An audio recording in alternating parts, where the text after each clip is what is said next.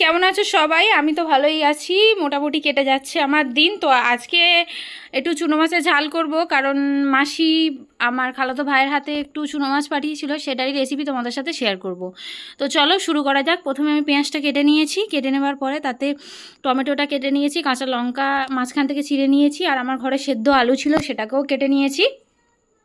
নেওয়ার পরে এই দেখতে পাচ্ছ চুনো মাছ, আর এখানে আমি সবজিগুলো সব কেটে রেডি করে রেখেছি।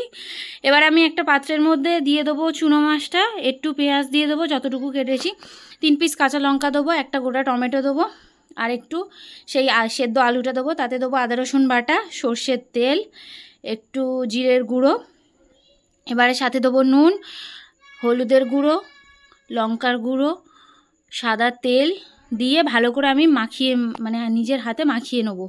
মাখিয়ে নেবার পরে তারপরে পানিটা দিয়ে দেবো, যতটা পরিমাণে পানি লাগবে ততটা পরিমাণে পানি দিয়ে গ্যাসটাকে অন করে আমি বসিয়ে দেব।